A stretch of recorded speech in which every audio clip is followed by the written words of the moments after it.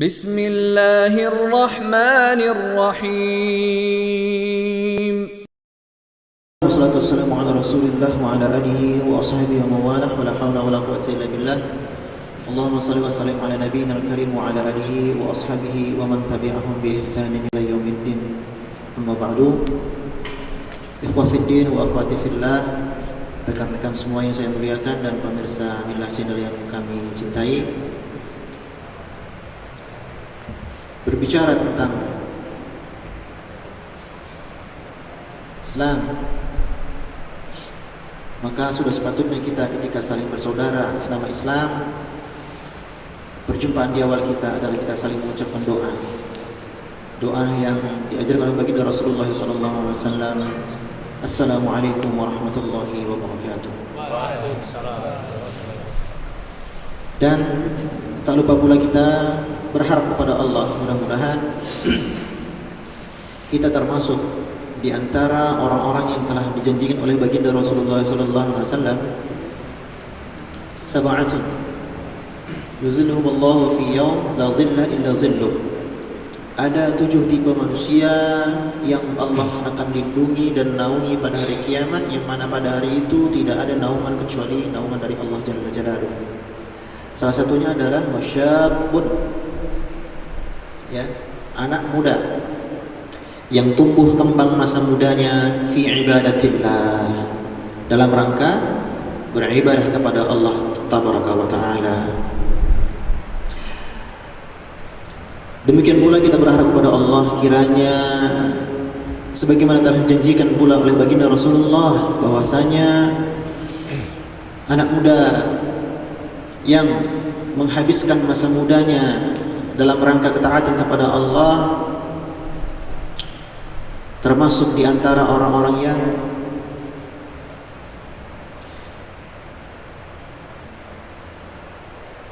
man salaka tariqan yaltamisu bihi ilman sahalallahu tariqan ilal jannah. Yang mudah-mudahan dengan perjuangan kita dalam mengkaji Islam, kita termasuk orang-orang yang dimudahkan jalan menuju surga. Karena apa? Jalan menuju surga adalah jalan yang pahit. Surga ujungnya manis, akan tetapi dari mulai pangkal perjalanan isinya adalah pahit dan penderitaan. Sementara neraka ujungnya adalah pahit, akan tetapi jalan mulai dari awal sampai seterusnya sampai ujung dia adalah jalan yang manis.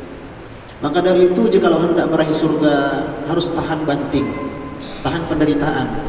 Adapun tipe-tipe pemuda yang bermental tempe, apalagi tempenya tempe bosok, maka dia akan lebih memilih kenikmatan di awal. Dia tidak memikirkan penderitaan di ujung. Dia ingin merasakan sensasi kenikmatan di awal. Sementara seorang pemuda cerdas yang dia tahu bahwasanya ujungnya ada di sana menanti. Ada penantian di ujung sana, maka saya ingin penantian yang indah, saya ingin ujung yang indah, maka harus saya tempuh sebuah jalan yang pahit. Dan talabul ilm, mencari ilmu adalah jalan yang pahit. Akan tetapi dia akan berubah menjadi manis. Bagi siapa? Nanti akan saya ceritakan. Ya. Terkhusus ini anak muda semua kan? Atau ada yang paman saya di sini? Anak muda, rata-rata anak muda ya. Al-Imam Ibnul Jauzi rahimahullah membagi klasifikasi anak muda ada 5 bagian. Usia, bukan anak muda, mohon maaf ya. Membagi usia itu 5 bagian. Yang pertama semenjak brojol lahir sampai usia baligh 15 tahun. Masa ini masa seperti tidak ada beban. Ya kan? Unduh layangan, naik keran, asik, masa-masa bermain. Kemudian fase yang kedua yaitu 15 sampai 35 tahun. Nah, inilah yang disebutkan orang Arab dengan syabab, anak muda. Jadi lepas 15 tahun sampai 35 tahun. Dan usia inilah yang akan ditanya oleh Allah. La tazalu qadama ibnu Adam hatta yus'al. Tidak akan bergerak barang 1 senti pun kaki manusia sampai ditanya, salah satunya apa? Wa syababihi fima afnah. Masa mudanya untuk apa dia habiskan. Jadi yang sudah lewat 35, kesempatan Anda memperbaiki masa muda dah selesai. Ya, kesempatan untuk meraih keutamaan masa muda kalau sudah lewat 35 udah selesai. Pilihan cuma dua, menyesali atau menutup. Adapun anda ini, kita ya, saya juga masih muda ini, ya, masih ada peluang memperbaiki masa muda kita. Salah satunya apa? Tidak ada cara yang paling tepat, paling jitu, shortcut, potong kompas melebihi cara dengan thalabul ilm, belajar agama. Dan fase yang ketiga yaitu fase mulai 35 tahun sampai 50 tahun. Ini fase matangnya usia seseorang, kematangan berpikir, kematangan mengambil keputusan, kedewasaan dan seterusnya. Fase yang keempat yaitu fase dari mulai 50 sampai 70 tahun. Ini masa syaikhah, syekh, dan sepuh. Nah, untuk yang kategori ini 50 sampai 70 tahun, dalam satu hadisnya Rasulullah bahwasanya orang yang telah berusia 60 tahun tapi ubun-ubunnya belum diarahkan oleh Allah kepada kebaikan, maka katakan kepadanya salam, selamat tinggal maksudnya. Ya, sudah 60 tahun tapi jiwanya, ruhnya belum tertarik kepada agama, katakan saja selamat tinggal kepadanya. Bahkan lebih keras, Al-Imam Syafi'i, jikalau engkau dapati seorang pak tua yang tidak mengerti hadis, tidak pula mengerti fikih, maka fakabbirhu arba'an, bertakbirlah untuknya 4 kali, disolatkan. Ya, karena meskipun jasadnya hidup tapi hatinya telah mati. Nanti akan saya sampaikan nasihat Imam Syafi'i di belakang. Dan usia yang seperti ini termasuk 3 manusia yang paling dibenci oleh Allah. Miskin yang sombong. Udah miskin, sombong. Apa yang sombongan? Kemudian raja yang zalim. Kenapa dibenci? Dia raja, sudah memiliki kekuasaan, kenapa lagi berbuat zalim?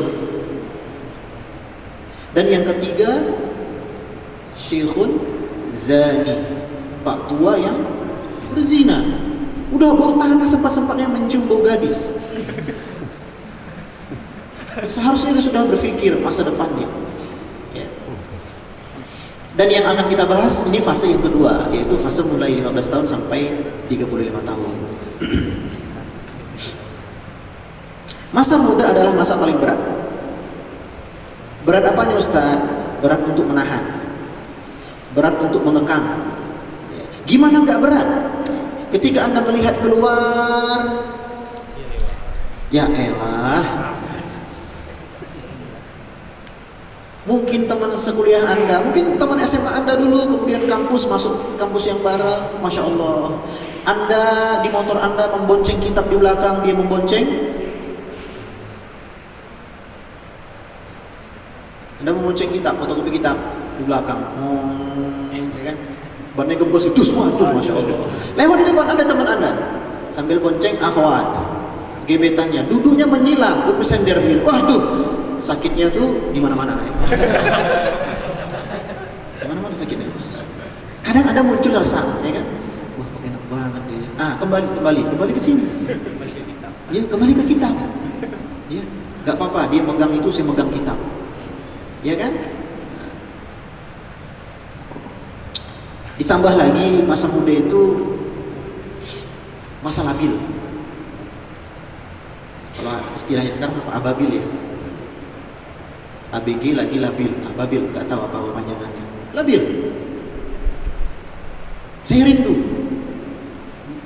sharing sama anda sekalian. Kepengen sekali mengingat-ingat masa awal-awal kita mengaji. Terutama yang sudah mengaji sejak SMA. Ada yang sudah kenal sunnahnya SMA? Sejak SMA sudah kenal sunnah? Ada. Dimarahi orang tua, ya kan? Celana SMA awalnya digulung, habis itu dipotong. Nah, kami ini sekolah umum pesantren tuh, belum lagi di sekolah. Bel masuk.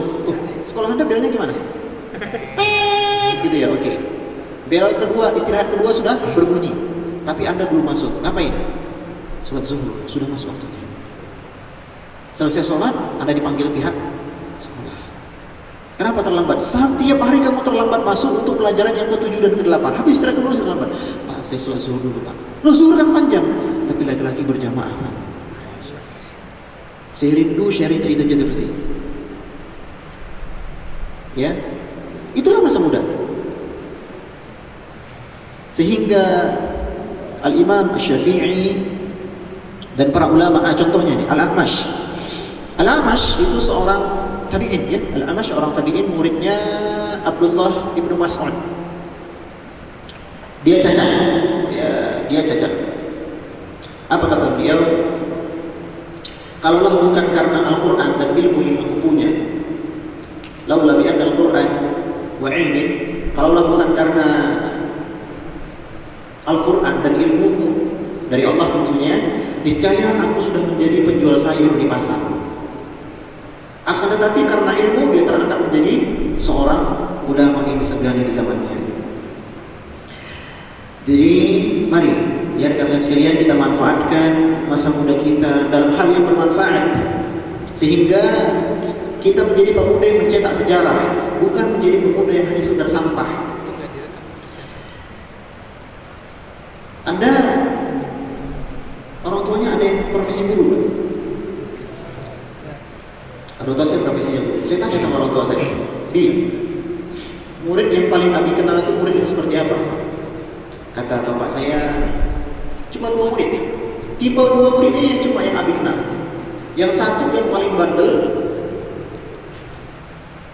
karena kebandelannya saya ingat, kata bapak saya. Dan yang kedua yang paling faham, yang paling cerdas, yang paling memahami pelajaran. Bukan cerdas tingkat intelijensi, enggak ya, cerdas memahami. Sehingga dulu pernah saya ceritakan kisah pemuda Al-Kahfi. Siapa mereka? Anak muda kan? Anak muda. Kemudian kisah Nabi Musa yang menemani Nabi Musa untuk bertemu dengan Khidir siapa? Siapa? Yusha bin Nun, anak muda. Yang beriman kepada Nabi Musa, anak muda. Fama amana li Musa illa dzurriyyatun min qaumihi. Ya, tidak ada yang beriman kepada Nabi Musa kecuali sebahagian anak-anak muda. Itu pun dalam keadaan apa? Ala khaufin min Fir'aun. Dalam ketakutan terhadap Fir'aun. Masa muda, anak muda semua. Hawariyun, pembela Nabi Isa siapa? Anak muda. Yang ikut konser satu arah siapa? Anak muda. Satu arah tahu ya maksudnya? Satu itu one, arah itu direction. Berarti satu arah itu one direction. Ada yang tahu dong tadi? Lambat kali berdiri, masya Allah.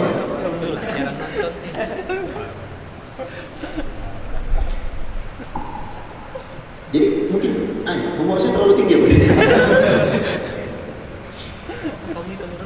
Jadi anak muda itu kalau nggak baik banget, ya usah banget. Sekarang jalan pilihan ada di tangan Anda masing-masing. Ketika Rasulullah berdakwah di Mekah, yang pertama kali masuk Islam diantaranya Ali bin Abi Thalib. Usianya 10 tahun. Anak 10 tahun menerima dakwah sunnah. Ini mana ini? Di saat sekarang anak 10 tahun sedang duduk-duduk di depan PS. Utsman bin Affan bahkan waktu itu sama pamannya Al-Hakim, Utsman itu diapain? Diikat, dicambuk, dipukulin. Dan waktu itu usia Utsman masih muda, kira-kira 30 tahun. Kemudian Zubair bin Awwam masuk Islam usia 16 tahun. Zaid bin Sabit masuk Islam ketika di Madinah usia 11 tahun. Muaz bin Jabal usia 18 tahun. Jadi belasan tahun semua anak mudanya. Lalu kemana yang sepuh-sepuh? Yaitu Abu Jahal, Abu Lahab, Abu Sufyan, Abu Thalib. Ini yang tua-tuanya. Jadi masa muda menentukan. Masa muda adalah pencetak sejarah. Kalau ada slogan mahasiswa pengubah zaman, apa? Slogannya mahasiswa yang sering demo-demo, Agen perubahan. Agen perubahan, masya Allah ya. Mahasiswa agen perubahan. Ya, perubahan ke arah mana dulu? Ya. Kalau tidak didampingi dengan ilmu, perubahan ke arah mana? Sudah jelas ya kan? Ya. Mahasiswa yang menjadi agen perubahan bukan mahasiswa yang sholat aja nggak tahu tata cara yang benar. Wudunya aja berantakan. Hafalan suratnya cuma duit maut, Al-Kausar sama Al-Ikhlas. Itu pun bacanya amburadul. Kayak gini yang mahasiswa agen perubahan. Merubah dirinya sendiri aja dia tidak bisa, mau merubah masa. Nggak masuk akal. Para pemuda mahasiswa agen perubahan, nah itulah pemudanya seperti yang baru saya sebutkan tadi. Ya. Contohlah, ambil satu kisah. Seorang ulama bernama Muhammad bin Ali As-Sulami rahimahullah ta'ala. Beliau bercerita, aku pernah bangun tidur menjelang waktu sahur. Dalam rangka untuk belajar kepada guruku Ibnul Akhram, seorang pakar qiraah baca Quran ya, tajwid, tahsin. Jadi dia sudah siap-siap ketika waktu sahur. Ini jarang-jarang. Jadi kalau pengajian jam 7 kan datangnya ya jam 7. Itu pun sampai masjid aduh kebelet. Ya. Ini dia sudah bersiap-siap ketika waktu sahur. Dibayangkannya lah, hari ini saya datang pertama kali kan begitu. Maka dia pun bersiap. Sampai ke majelis gurunya dia antrian nomor 30. Antrian nomor 30, dia berpikir lah, ini teman-teman saya apa nginap ya sebenarnya. Udah antrian nomor 30 padahal datangnya sebelum sahur, tahu jatahnya giliran berapa? Habis asar baru istirahat. Habis asar. Perjuangan akhi itu kalau boleh perjuangan.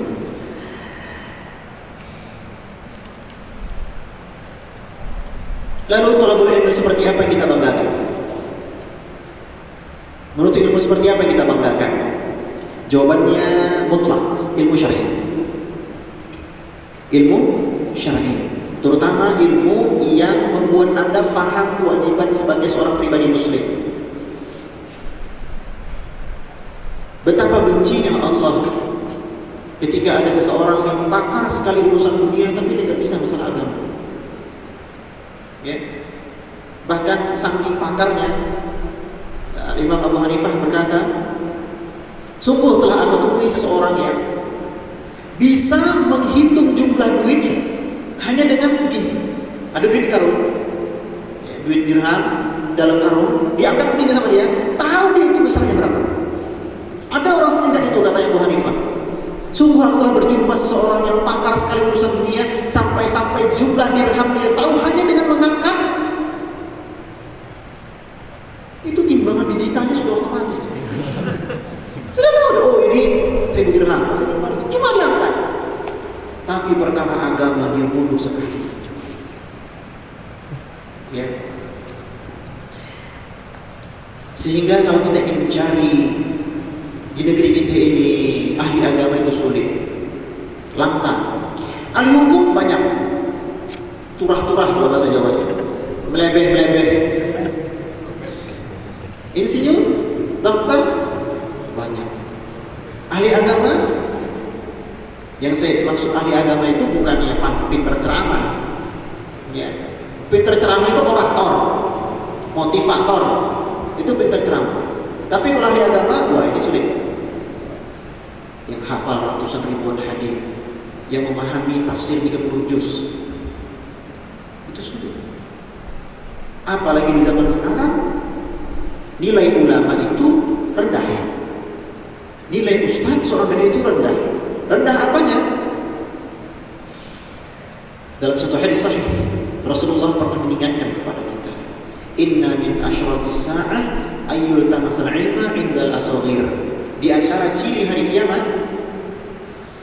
manusia berbondong-bondong mencari ilmu dari orang yang asghir. Apa itu asghir? Asal katanya saghir, cilik. Bukan kecil badannya, tapi kecil ilmunya, sedikit ilmunya. Berbondong-bondong manusia antri, masya Allah, Boomingker media, jadi Ustadz media. Jadi Anda itu cerdas. Kalau nggak cerdas nggak mungkin kuliah. Kalau Anda nggak cerdas, Anda kuli, bukan kuliah. Ya kan? Anda kuliah berarti Anda orang cerdas. Hafal rumus trigonometri, sin cos tan, tangen itu sin per cos. Ya, hafal? Hafal. Sin 30 berapa? Setengah. Itu masih ingat ya, kuadran 1 ya? Baik. Volume bola apa? Sudah lupa ya? Ayo, apa mas? 3/4 ya? 3/4 VR kuadrat. Kerucut? Sepertiga luasan segitiga. Berarti ada orang cerdas. Betapa ruginya daya hafal dan kecerdasan Anda ini tidak Anda gunakan untuk menghafal hadis. Betapa rugi. Ya. Atau ada yang hafal mana? Tabel algoritma. Ada yang hafal? Kimia. Ayo, apa?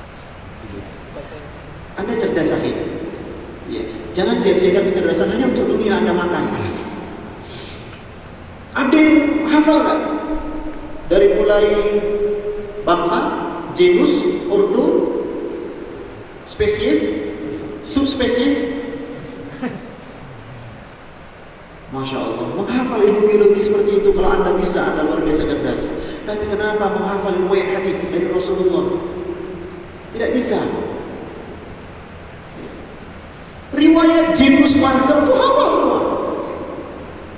Rhizoma macam-macam, angiospermae, bismillah. Tapi kenapa menghafal rijalul hadis? Janganlah rijalul hadis lah, terlalu tinggi kan. Hadis saja lah 40 berapa ini. Anda pakai kecerdasan dalam rangka ketaatan kepada Allah. Bukan berarti kemudian sudah Ustaz, saya berhenti saja menghafal, bukan. Ya. Tapi sisakan kecerdasan Anda untuk hal akhirat. Karena apa? Tidak ada luka yang lebih pedih bagi kita ketika kita hadir di satu masjid, tarawih lah, atau pengajian akbar warga lah. Lantas sang khatib, sang penceramah dengan lantang yang mengatakan, jamaah sekalian lihat, sesungguhnya baginda Rasulullah telah bersabda, utlubul ilma walau bisin. Dia sandarkan pepatah ini kepada Rasulullah. Utlubul ilma walau bisin, tutullah ilmu sampai di negeri Cina. Urusan apa Rasulullah dengan Cina, negara kufar? Secara matang hadis saja udah nggak benar, apalagi secara sanad riwayat.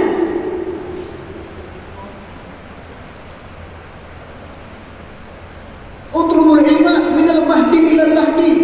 Hadis Rasulullah pula katanya lagi. Kita pedih ya melihat dokter abal-abal, ya kan? Malpraktek. Ada dokter malpraktek mengakibatkan kesehatan bahkan nyawa seseorang itu melayang. Tapi kita sebagai muslim tidak ada yang lebih menyakitkan bagi kita.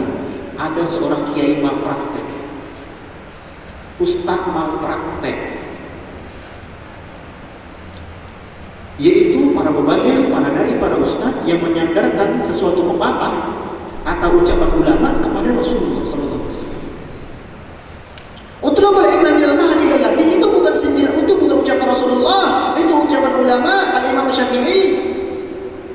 Kenapa disandarkan kepada Rasulullah? Mungkin karena sudah ngetrennya ucapan tersebut, karena sudah populer disandarkan kepada Rasulullah SAW. Tidak cukup sampai di situ pula, bersambung pula lisannya. An-nazafatu minal iman, kebersihan sebagian dari iman disandarkan lagi kepada Rasulullah SAW. Bagaimana mungkin Rasulullah mengucapkan ini? An-nazafatu minal iman, kebersihan sebagian dari iman. Anda lihat, toilet hotel sama toilet masjid bersih mana? Toilet gereja sama toilet masjid lebih bersih toilet gereja. Lalu apakah orang-orang Nasara itu iman karena bersih? Hubbul watan minal iman. Masya kita tanah air, bahkan nyaplok tanah air orang. Apakah dikatakan mereka beriman? Tidak. Jadi secara substansi matan hadis saja udah amburadul. Kayak gini kemudian berdiri di atas mimbar, waliyadzubillah. Kalau kualitas da'inya saja seperti ini, manunya seperti apa lagi? Lalu tugas siapa untuk memperbaiki hal ini? Ya, tugas siapa? Anak muda. Kalau yang sudah sepuh-sepuh agak sulitlah sudah masanya. Ya, sambil duduk pun diajarkan, lepas duduk lupa. Geser sedikit duduknya udah lupa yang harus diajarkan. Masa muda inilah masa-masa keemasan. Ya.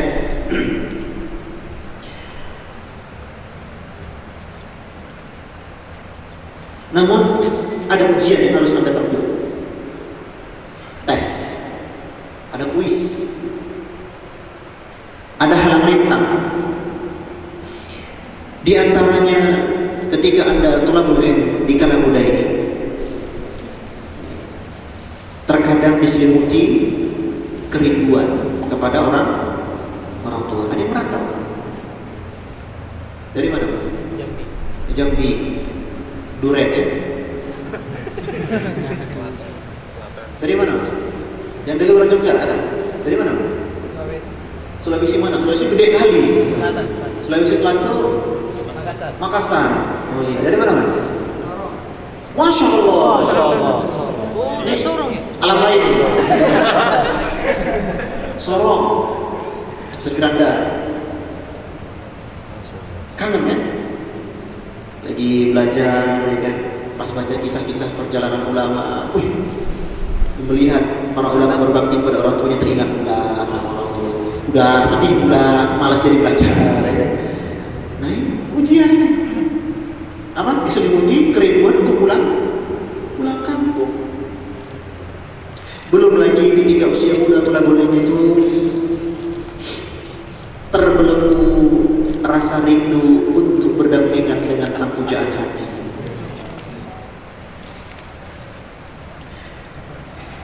Bergejolak jiwanya, membuncah hasratnya. Karena apa? Karena masa muda adalah masa puncak-puncaknya ghirah, puncak-puncaknya birahi dan syahwat. Ya.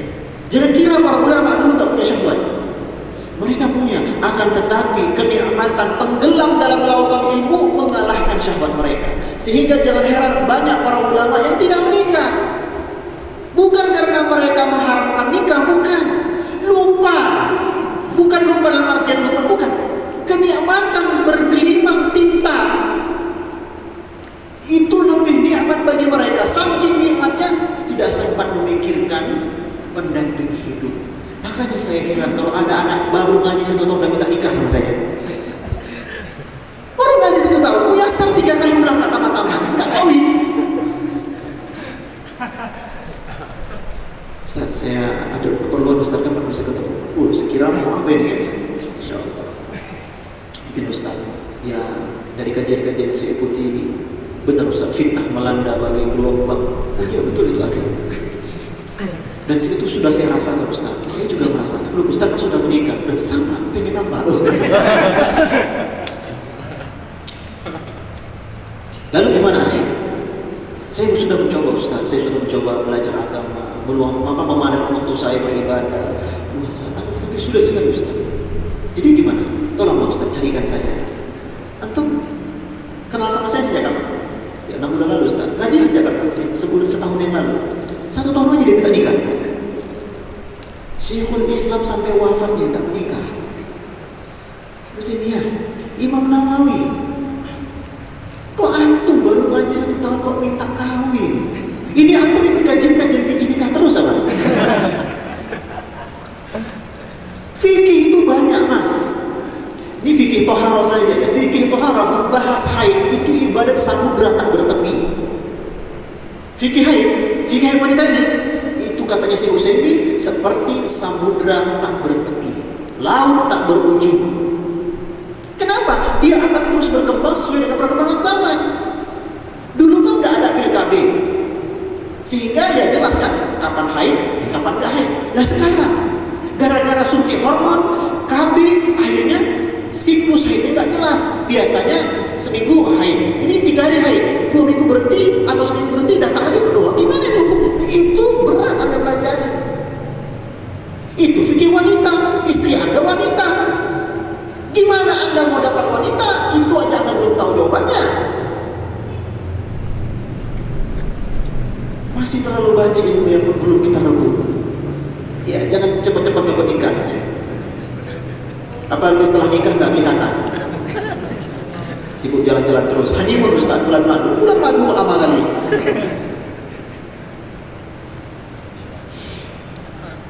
Belum lagi terkadang ketika Anda masih belajar seperti ini ya, sambil kuliah sambil belajar agama, harus menahan lapar dan haus. Kenapa? Terbatasnya anggaran. Ya kan? 1 sampai 10 oke lah baru padang lah ya. 10 sampai 20 mulai mie instan. 20 sampai 30 promah sedia-sedia. Itu perjuangan para ulama dulu. Bahkan sampai makan roti yang sudah keras seperti batu. Ya. Umar bin Khattab berkata, "Tafaqahu qabla an tusawwadu." Belajarlah kalian, pahami dulu masalah agama sebelum kalian menjadi orang panutan. Ya. Pahami dulu agama sebelum menjadi orang panutan. Kenapa? Kalau Anda sudah jadi orang panutan, ini mohon maaf ya. Banyaknya kasus ketika seseorang sudah kadung menjadi panutan. Ini efeknya. Dia agak gengsi untuk ikut duduk. Kenapa? Nah, saya itu panutan ya. Makanya sebelum Anda jadi panutan, mati-matian lah belajar agama. Kalau sudah terlanjur jadi orang panutan, sulit.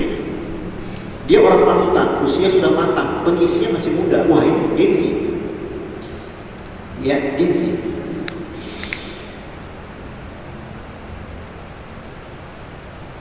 Dan antum pun suatu saat akan menjadi panutan di rumah. Yang ikhwan, panutan dari istrinya sebagai seorang suami, panutan bapak dari anak-anaknya. Anda seorang wanita akan menjadi panutan bagi anak-anak di rumah. Jangan sampai ketika sudah menikah punya anak, "Pak, mau aku pas sholat selilit taklep." Tahu selilit? Ada makanan nyangkut, habis makan apa gitu kan, ada yang nyangkut duren misalnya ya. Ada yang nyangkut, eman-eman duren larang, taklep Pak batal orang sholatnya. Si bapaknya nggak tahu jawab, "Gus, kok takon singgung baik." Ini menutupi ketidaktahuan dengan marah. Ya bu yang ngaku baik. Bapak kekis ora tahu ngaji. Pas muda, pas normal ora tahu sinau. Ya. Jadi Pak pelajari dulu masalah-masalah seperti itu.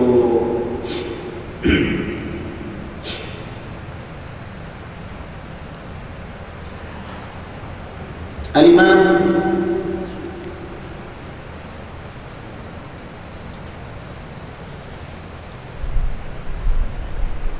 Umar bin Khattab.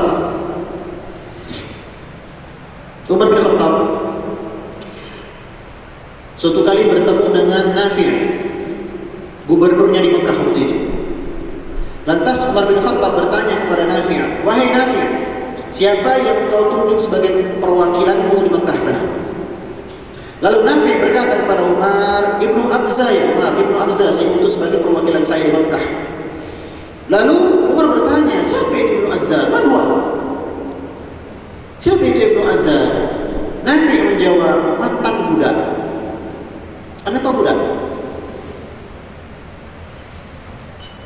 Budak itu kalau status sosial ini di lantai. Jadi punya tingkatan level tak. Budak itu yang mana? Yang menyentuh lantai. Saking rendahnya derajat budak. Ya. Tapi oleh Nafi' dijadikan perwakilan di kota Makkah waktu itu mantan budak Ibnu Abza. Lalu Umar berkata, "Kenapa kok mantan budak engkau jadikan perwakilanmu di Mekah sana?" Lalu Nafi' berkata, Sesungguhnya Ibnu Abza adalah orang yang pakar di bidang fikih faraid dan pakar dalam masalah qiraah. Pakar apa? Fikih faraid dan pakar qiraah, pakar Al-Quran. Lalu Umar berkata kepada Nafi', "Ya Nafi', sesungguhnya Nabi telah mengingatkan, innallaha yarfa'u bihadzal kitab." Allah akan mengangkat derajat seseorang karena Al-Quran ini dan merendahkan yang lain karena Al-Quran. Tersebutlah kisah Khalifah Sulaiman bin Abdul Malik, salah satu khalifah dinasti Umayyah ya. Beliau waktu itu berhaji. Selesai tawaf,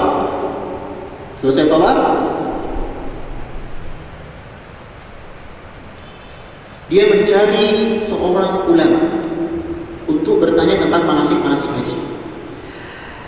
Lalu tiba-tiba ada utusan yang datang. Tuan Paduka, orang yang kau cari di sebelah sana. Ini di Masjid Haram kisahnya, sebelah sana. Maka Sulaiman bin Abdul Malik pun dengan 2 orang anak laki-lakinya berjalan untuk menemui seorang ulama tadi. Ketika telah sampai ke tempat tujuan, apa yang terjadi? Antrian mengular. Khalifah Sulaiman berada di antrian paling buncit, paling belakang. Lalu pengawal-pengawal akan menyibak antrian, pikir Khalifah mau lewat, tapi Sulaiman di bumi ini, di tanah ini, di masjid ini, yang paling mulia adalah yang paling bertakwa kepada Allah, bukan yang paling tinggi jabatannya. Biarkan. 2 anak ini heran, siapa toh orang penting banget ini? Kok rela-relanya bapak saya ngantri?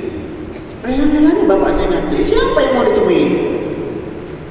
Lepas itu antrian berkurang. Gilirannya Khalifah Sulaiman. Ketika Khalifah Sulaiman gilirannya dapat 2 anak laki-lakinya heran. Ini Pak tua, lusuh, hitam, lecek. Bahkan pecinya warna hitam, lengket dengan kepalanya. Kurus, kecil, matanya masuk ke dalam, hidungnya nonjol keluar. Rupanya pokoknya aura-auran lah. Lalu Sulaiman bin Abdul Malik bertanya masalah manasik haji sampai selesai. Kemudian pamit. Baru beberapa langkah perjalanan, ada pengumuman. Tidak boleh ada yang berfatwa di Masjidil Haram ini kecuali Atha bin Abi Rabbah. Mendengar pengumuman ini, 2 anaknya berkata kepada sang ayah, coba dengar tadi. Ada pengumuman, tidak boleh ada orang yang berfatwa di masjid ini kecuali Atha bin Abi Rabbah. Kok mau-maunya engkau bertanya kepada Pak Tua lusuh itu? Lalu sang ayah menghardik 2 anaknya ini, kemudian berkata, wahai anakku, ingatlah hari ini.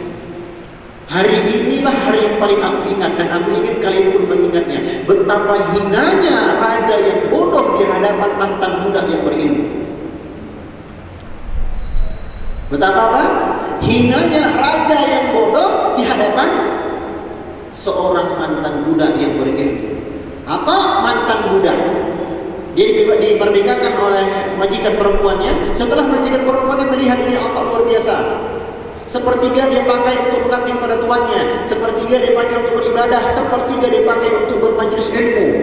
Lalu sang majikan berkata, aku infakkan engkau di jalan Allah, dimerdekakan. Maka lepas itu dia jadikan masjid sebagai markasnya. Akhirnya dia menjadi ulama besar. Mantan budak. Anda kan mantan anak SMA. Kalau mantan budak aja bisa menjadi ulama, kenapa Anda enggak? Ya.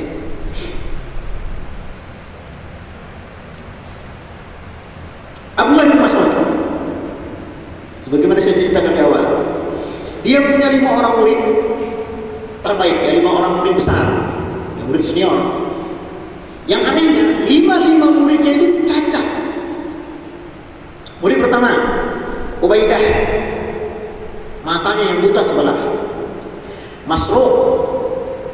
Masruq itu punggungnya bongkok dan ada daging tulang keluar begini.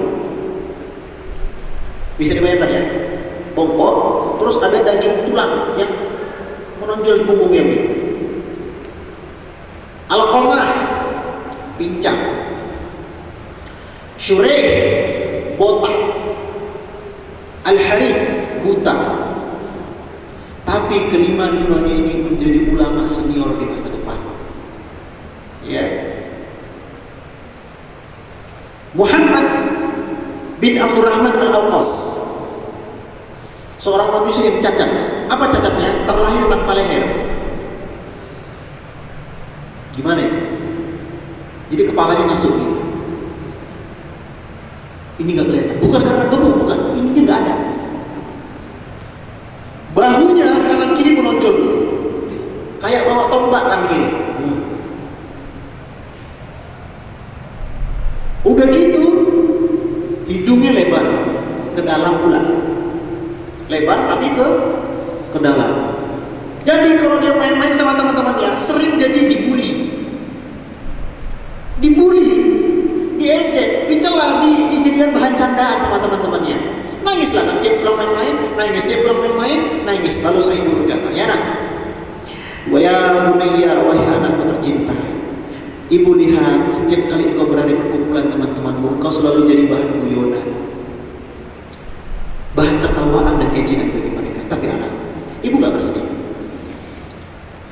Hanya saja engkau harus semangat belajar agama, karena tidak ada jalan tercepat, tidak ada cara yang paling terbaik untuk mengangkat derajat seseorang kecuali ilmu.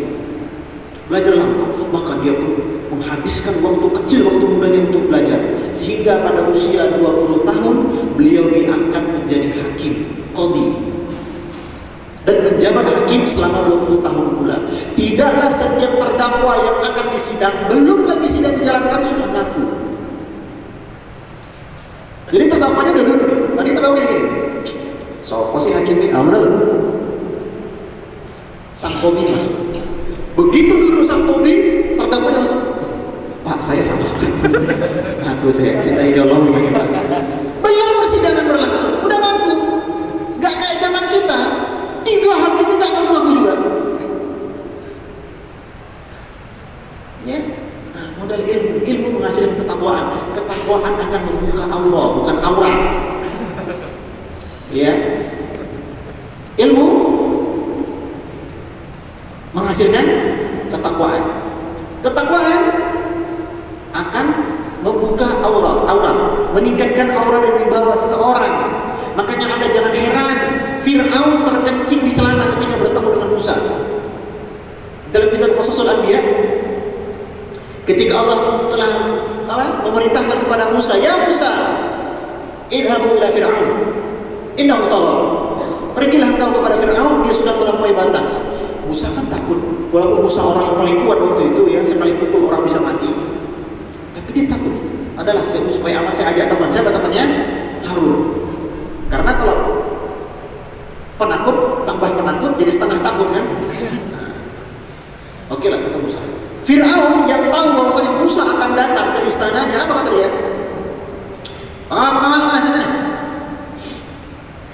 Kembangkan mana sajadah itu? Permadani. Nanti kalau Musa kesini akan aku basahi permadani kita ini dengan darahnya. Jadi Fir'aun itu udah sombong aja deh. Dia sudah apa namanya, berkoar-koar. Terus Allah akan membantai Musa di depan perdana menteri-menterinya lah. Apa yang terjadi? Nah, buah ketakwaan, buah ilmu, bantuan dari Allah. Allah bukakan auranya Nabi Musa. Allah tingkatkan wibawanya. Maka tatkala Nabi Musa masuk ke istana Fir'aun, jangankan ingin menebaskan pedangnya, bertutur kata aja Fir'aun udah gak sempat. Bahkan dia kencing di celananya.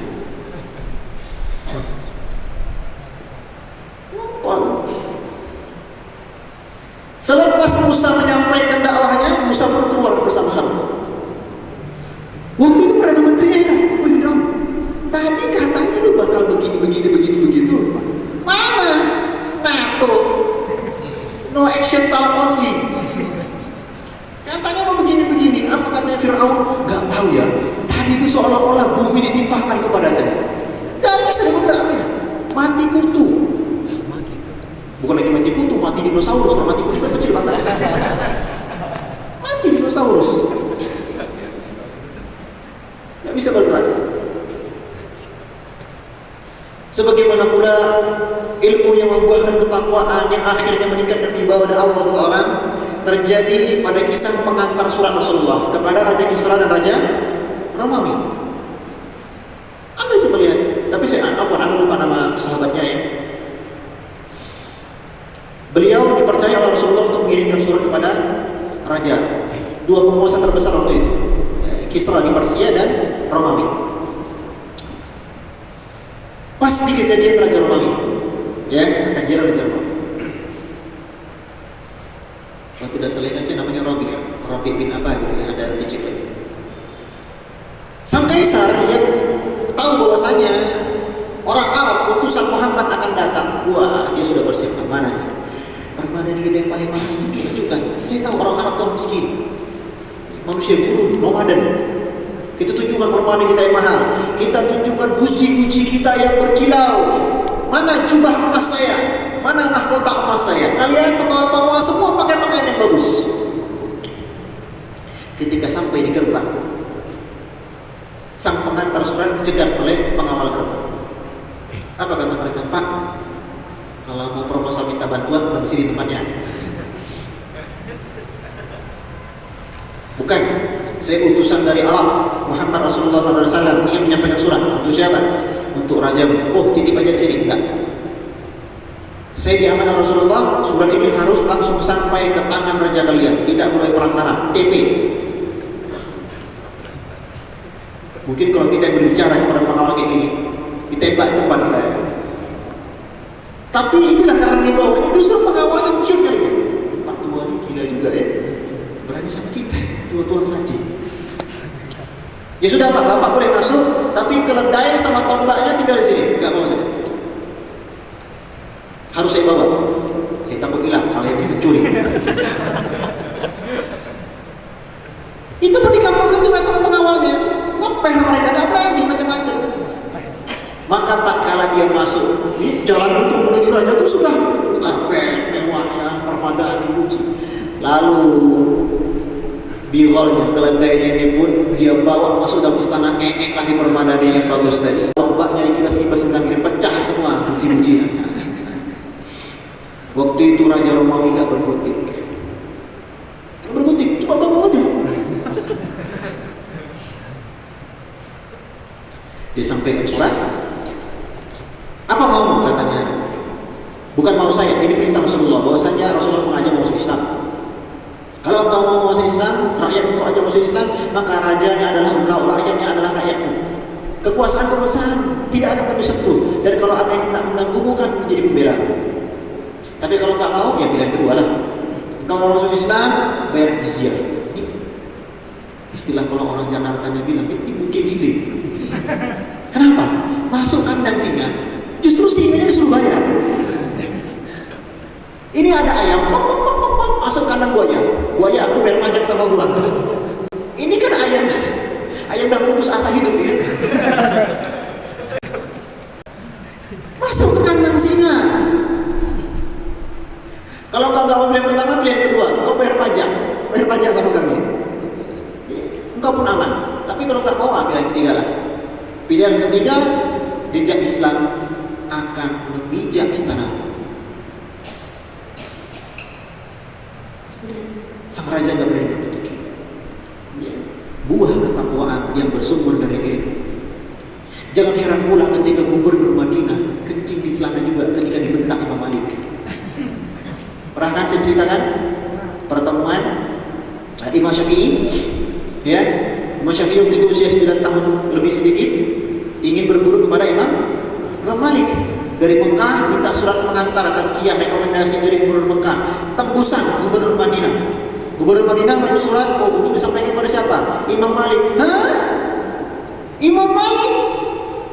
Engkau ingin aku menemui Imam Malik? Iya, gubernur. Kata si gubernur dia, safar Mekah Madinah PP gak pakai sandal itu lebih aku pilih daripada bertemu dengan dia. Takut. Wibawa Imam Malik luar biasa. Imam Syafi'i kecil kan, namanya anak kecil kan, gak tahu polos ya. Apa katanya kepada sang gubernur? Gubernur, kalau engkau gak mau ketemu sama Imam Malik di sana, udah deh, kamu utusan kirim pasukan ke sana, jemput Imam Malik di sini. Suruh jemput pula.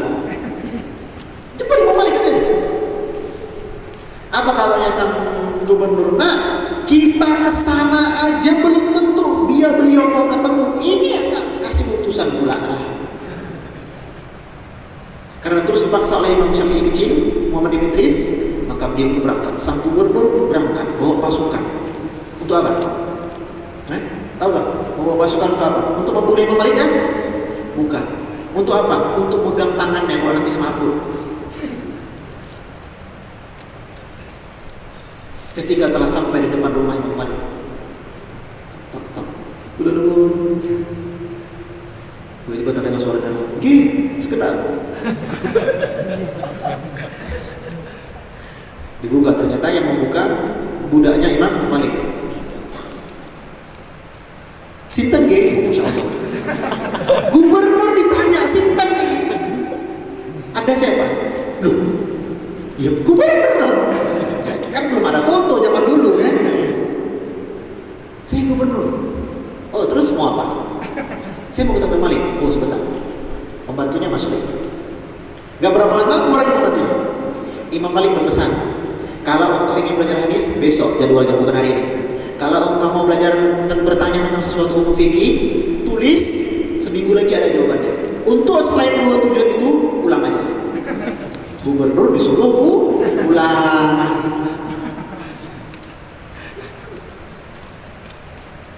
Imam Syafi'i kecil kaget. Gubernur bukan bule. Imam Malik saja ini sopo toh yuk. Wah, ini tenan. Pembantunya masuk lagi. Tapi kan ribut-ribut di luar, ada apa ribut-ribut banget. Ini saya punya surat. Surat apa itu? Surat dari Gubernur Mekah. Lewat saya untuk beliau Imam Malik. Karena di luar ribut-ribut, Imam Malik keluar kan? Begitu Imam Malik keluar, mulai dah. Imam Malik keluar pintu, pasukan keluar tipis. Bergetar melihat Imam Malik. Imam Malik marah, ada ribut-ribut. Lalu disampaikan surat itu. Syekh, ini ada surat. Apa itu? Baca. Kepada Imam Malik, titip anak ini untuk diajar. Titip. Bukan begini cara kalian menuntut ilmu. Disobek suratnya di depan sang gubernur, dibuang. Syafi'i kecil waktu itu memohon, Syekh, anak Quraisy, saya ini orang Quraisy dan saya yatim. Saya dilahirkan di Palestina. Saya yatim. Saya masih ada darah keturunan Rasulullah, bertemu kami di kakek kami. Dan saya menempuh perjalanan ke Mekah, kemudian dari Mekah ke Madinah. Tujuannya satu, untuk belajar kepada engkau. Nah, setelah itu baru dikabulkan oleh Imam Malik. Dibawa, Masya Allah. Buah ketakwaan bersumber dari ilmu. Ya. Ini sampai jam berapa?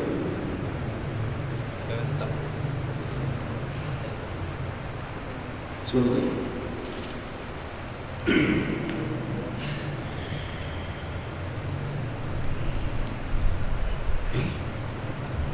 Ada dua karakter. Khoslatani la tajtami'ani fi munafiqin. Ada dua karakter yang tidak akan terkumpul pada jiwa seorang munafik. Yang pertama, husnun samtin. Bagusnya akhlak. Ya, bagusnya akhlak. Dan yang kedua, wala fiqhu fiddin. Dan faqih dalam masalah agama. Berarti standar keimanan yang dibikin oleh Rasulullah dua cirinya. Kalau bukan akhlaknya yang luhur, faqih masalah agama. Kalau dua ini satu aja tidak terkumpul pada Anda, bahaya. Jiwa munafik telah tumbuh. Akhlaknya rusak, ilmu agama gak ada. Dan memang ini berkolerasi. Gak punya ilmu agama biasanya akhlaknya rusak. Meskipun ada sebagian orang sudah punya ilmu agama, akhlaknya bejat, ada. Ya.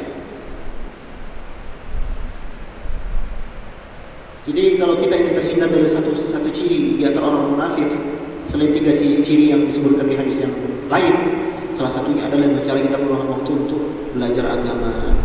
Namun belajar agama itu ada hal-hal rintang.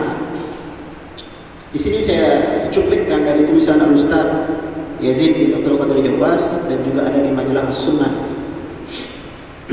Penghalang-penghalang seseorang dari menuntut ilmu. Sebab yang pertama, niat yang rusak. Ya, niat yang rusak. Ada sebagian orang yang belajar agama niatnya agar terkenal, agar ngetop, populer, biar bisa masuk TV. Dia belajar agama bukan untuk mengangkat kejahilan dari dirinya, bukan untuk membimbing masyarakat, bukan. Dia ingin terkenal. Kalau sudah terkenal dia bisa meraup dunia. Luruskan niat dulu. Bukankah 3 orang yang pertama kali Allah cemplungkan neraka, salah satunya siapa? Alim, faqih, qari, ulama. Seorang qari, seorang ulama, seorang faqih, kiai, dai, mubaligh, ustaz, syekh, tapi dia belajar agama bukan karena Allah. Dan ikhlas, niat yang bagus akan memudahkan Anda belajar. Jadi kalau Ustaz Muyasar 3 kali pulang gak bisa-bisa, itu niat itu udah perbaiki. Jangan salahkan gurunya. Ya, jangan salahkan gurunya. Wah, niat saya ini apa? Belajar saya bahasa Arab supaya diterima di kedubes luar negeri ya. Luruskan dulu niatnya. Karena niat akan mempermudah urusan Anda.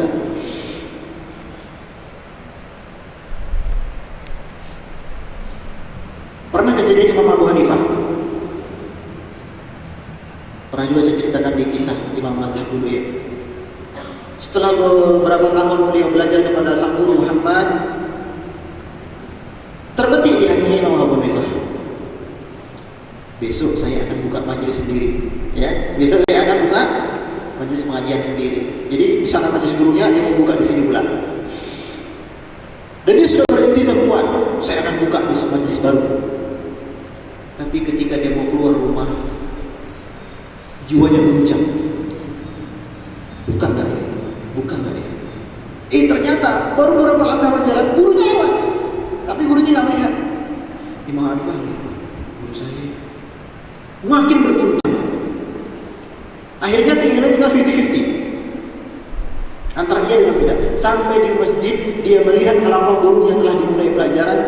Apa yang terjadi? Apa kata dia Imam Abu Hanifah? Entah kenapa kaki saya bergerak sendiri menuju majelis guru saya. Akhirnya saya pun ikut dulu di situ, sehingga cita-cita saya tadi malam ingin membuka kajian sendiri batal. Saya tetap ikut kajian guru saya selama 10 tahun sampai guru saya meninggal. Akhirnya beliaulah yang menggantikan posisi gurunya di masjid tersebut. Coba dulu niat beliau ingin tampil. Wah, saya udah pantas saya tampil ini. Ya. Buka majelis sendiri, bisa jadi dia tidak mendapatkan keberkahan ilmu. Jangan buru-buru ini tampil. Baru hafal nama lebih niat dah pengen tampil.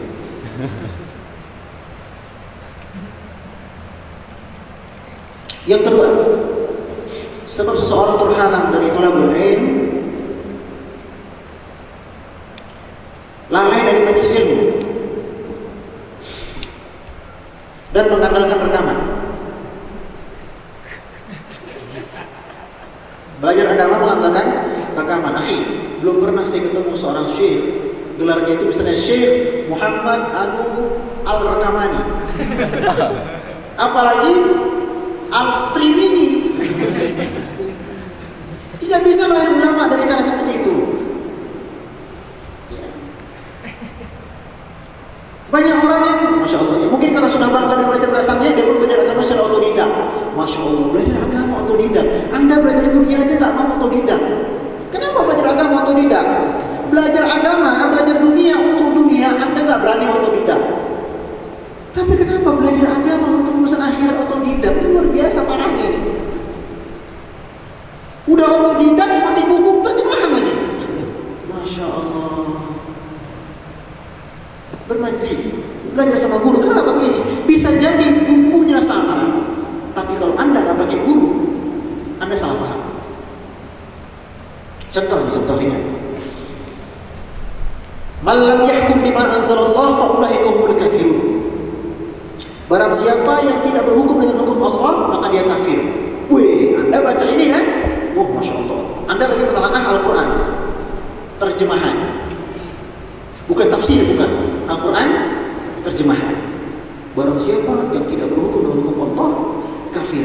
Ya udah, besok lampu merah saya terobos karena bukan hukum Allah. Nah, coba lihat. Padahal di dalam berkaitan dengan hukum Allah, Allah sebutkan 3 bagian. Wa man lam yahkum bima anzalallah fa ulaika humul fasiqun, ini yang pertama. Wa man lam yahkum bima anzalallah fa ulaika humuz zalimun, ini yang kedua. Wa man lam yahkum bima anzalallah fa ulaika humul kafirun, ini yang ketiga. Apa perbedaan? Kenapa sih Allah bedakan yang satu fasik, yang satu zalim, yang satu kafir? Fasik ini orang yang tahu bahwasanya hukum Allah itu lebih baik. Cuma nafsu dia, saya jabatan saya ya. Nah, dan dia sadar dia salah, dia sadar. Zalim, apa itu zalim? Nah, ini zalim, dia melanggar karena dia tak punya ilmu agama, sehingga dia langgar hukum Allah. Ini zalim. Makanya kita itu zalim, ya nggak? Sering melanggar hukum Allah, bisa jadi karena tidak. Makanya kita berdoa di antara doa yang selesai sebelum salam apa? Allahumma inni zalamtu nafsi zulman katsiran. Ya. Dan yang ketiga ini kafir.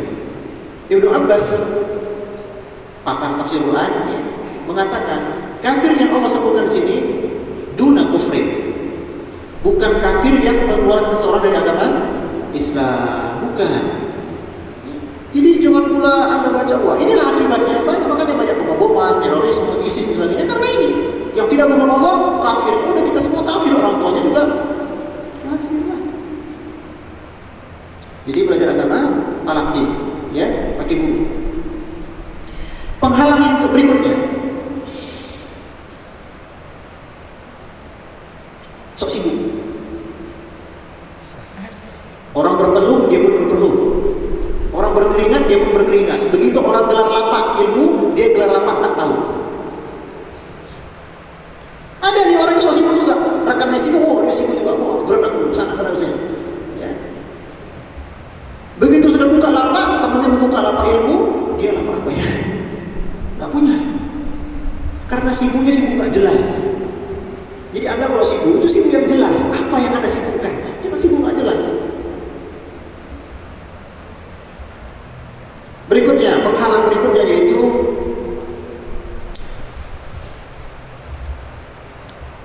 tidak bisa menghilangkan rasa bosan. Wajar ya, ketika kita belajar itu timbul rasa bosan, jenuh, ya, stagnan. Apalagi udah belajar kok nggak paham-paham, lalu masuk ke iblis. Apa kata iblis, bro?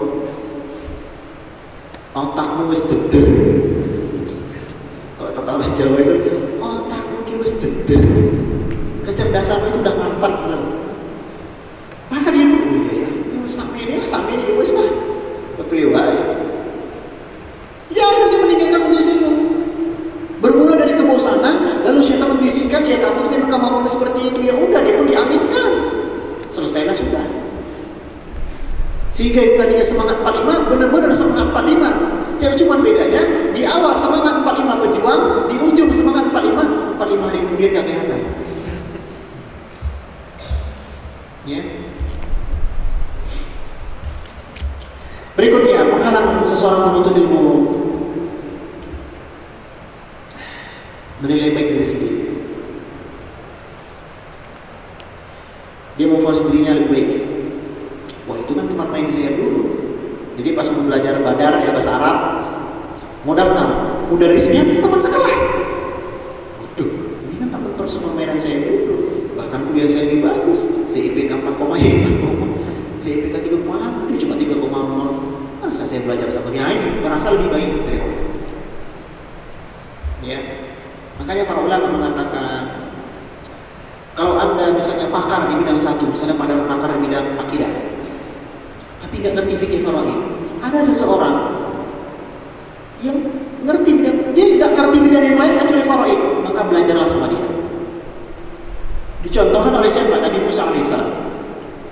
Nabi Musa gimana? Ketika berkhutbah di hadapan Bani Israel, ada orang bertanya, "Ya Musa, siapa yang lebih pintar dari Musa? Siapa orang yang paling faham di muka bumi ini?" Apa katanya Musa? "Ana a'lam." Sayalah yang paling tahu. Ditegur oleh Allah, "Wahai Musa, inna 'abdan min 'ibadi a'lamu minkum." Ya'lamu minkum. Sesungguhnya wahai Musa, ada satu di antara hambaku yang dia lebih pintar daripada engkau. Nah, coba lihat. Dikasih tahu sama Allah, ada hambaku yang lebih pintar daripada engkau. Apa kata Nabi Musa? Apa kamu Nabi Musa? Allah, nggak mungkin ya Allah. Apa kata Nabi Musa? "Ya Rabbi, fa kaifa bihi?" Ya Allah, bagaimana cara saya supaya bertemu dengannya? Masya Allah. Seorang Rasul, ulul azmi, ketika Allah katakan ada yang lebih pintar daripada engkau, Musa langsung bertanya, "Ya Allah, gimana cara saya supaya saya bisa bertemu dengan dia? Bermulazamah, belajar sama dia." Lalu bertemu dengan Khidir. Padahal Khidir cuma tahu beberapa ilmu. Ya, jadi kalau Anda cuma tahu ya misalnya ilmu kuliah, ya belajarlah sama temanmu yang ilmu agamanya lebih pintar. Meskipun tua di angkatan, ospek, Anda jadi kakak kelasnya, ospek angkatan baru. Ternyata adik Anda jadi pengajar bahasa Arab di Ma'had. Waduh, dulu tak ospek. Ini ada kejadian ini. Salah seorang rekan saya dulu. Dosen pembimbing akademik dia itu jadi murid dia bahasa Arab. Dosen pembimbing akademik, seorang doktor lulusan Inggris, London. Jadi ketika dia daftar kan, Anu sebutkan nama, ya kan? Teman saya ini, Pak. Jadi kan ke satu-satu nih, wawancara singkat kan, giliran lah bapak tadi ini. Pak, kalau di kampus saya dosen, Anda mahasiswa. Tapi kalau di sini Anda dosen, saya mahasiswa. Ini orang cerdas yang tahu di mana posisi mencerdaskan diri. Karena ada sebagian orang yang cerdas tapi tidak tahu cara menempatkan kecerdasan. Ya.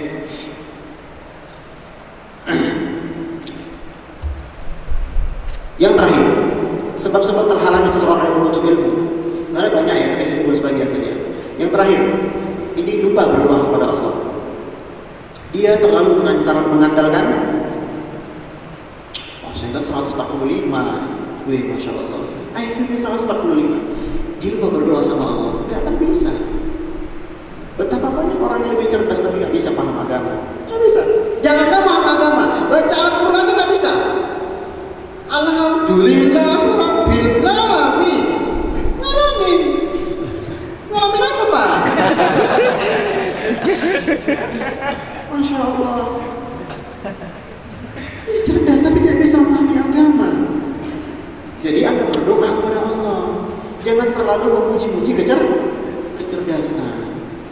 Ya. Agama ini mudah difahami. Agama ini sangat mudah difahami, akhir.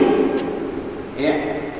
Sebagaimana mudahnya orang yang kurang cerdas memahami agama Islam, maka lebih mudah lagi orang yang cerdas untuk memahami agama Islam. Namun syaratnya satu. Apa itu syaratnya, Ustaz? Syaratnya Anda letakkan kecerdasan Anda menjadi makmum. Imannya adalah dalil, jangan dibalik. Kecerdasan dan akal Anda imam, dalilnya menjadi makmum. Maka yang terjadi adalah kalau dalil tidak sesuai dengan akal dan tidak bisa dicerna dengan logika Anda tolak dalilnya. Tidak akan mungkin setinggi-tingginya kecerdasan seorang bisa mengalahkan kebenaran firman Allah dan sabda Rasulullah SAW. Tidak akan pernah terjadi itu sampai kiamat. Ya, jadi satu syaratnya, letakkan kecerdasan, geser di belakang. Jadi, ya, barakallahu li wa lakum. Kalau ada pertanyaan silakan.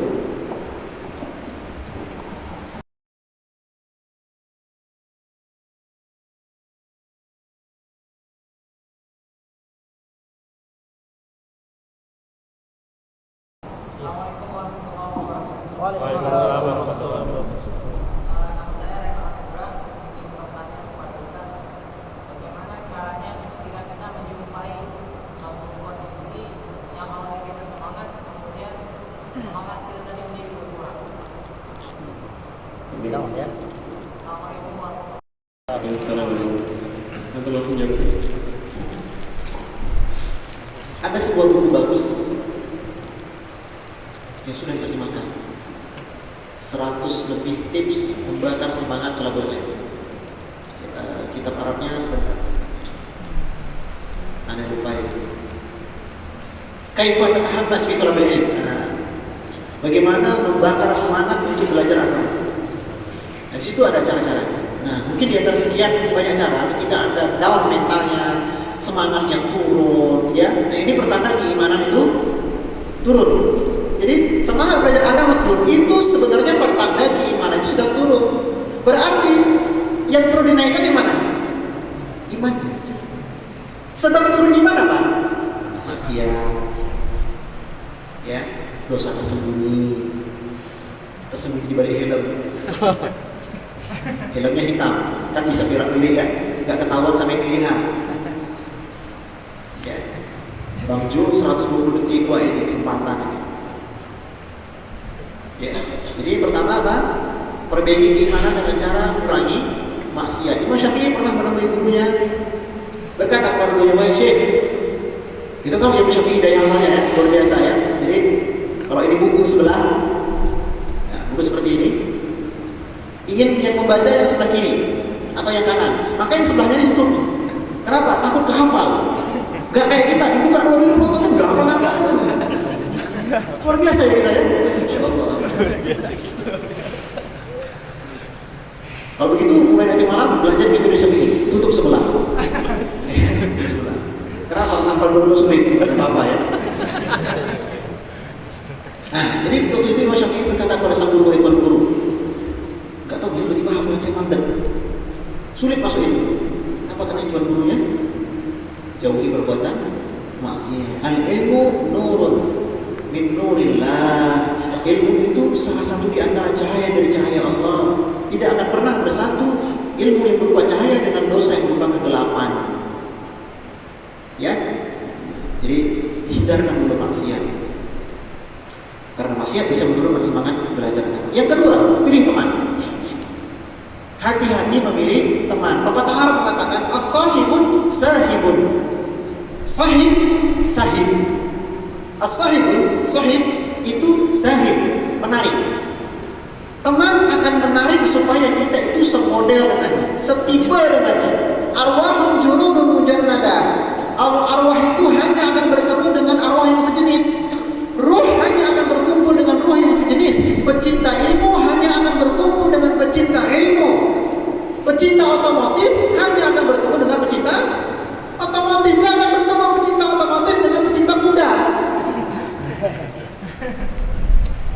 Maka dari itu ketika Anda ingin semangat ilmu membara, temui para pecinta ilmu, berteman dengan mereka, akrabi mereka,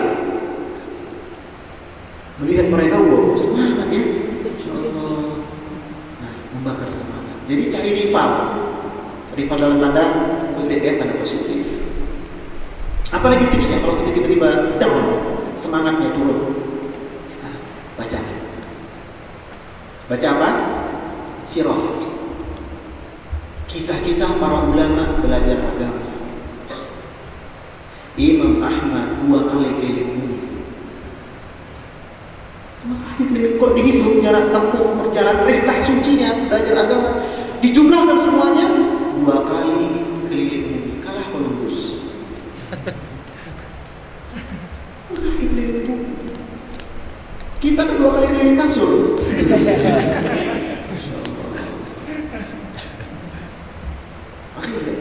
Anak sedang mulazamah. Wih, mulazamah apa? Mulazamah tusir, tidur. Ya, itu 3 tips diantaranya cara meningkatkan mental yang telah turun. Barakallahu fiik. Ya, sekedar info, jadi bagi yang bertanya nanti akan mendapatkan buku. Jadi di sini ada 4 buku yang akan dibagikan. Tadi Akhi nanti akan mendapatkan salah satu buku yang ada di hadapan saya ini.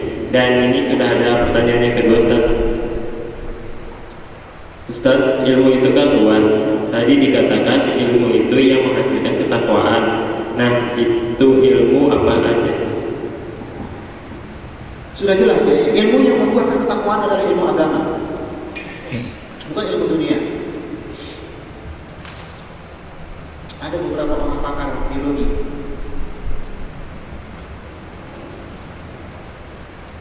dia pakar biologi, jago sekali, tapi saking tahunya ilmu asal usul makhluk hidup, dia nggak mau nikah.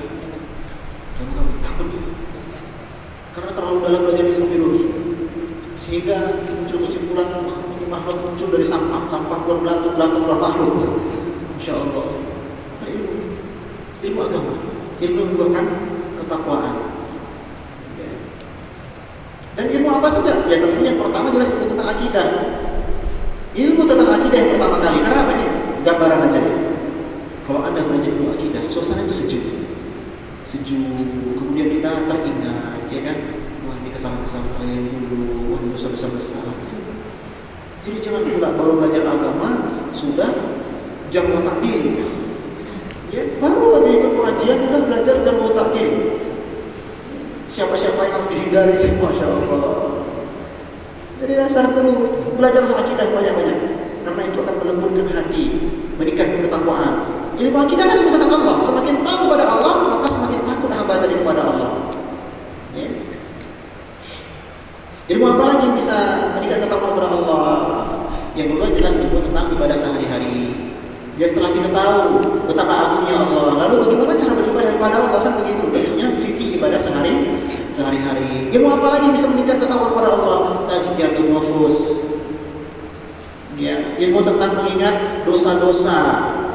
Dosa apa yang telah dilakukan, yang tersembunyi, yang terang-terangan, yang sengaja, yang tidak sengaja. Allahumma fir lima qaddamtu wa ma akhartu wa ma asrartu wa ma a'lamtu wa ma anta a'lamu bihi minni, anta muqaddim ya Allah.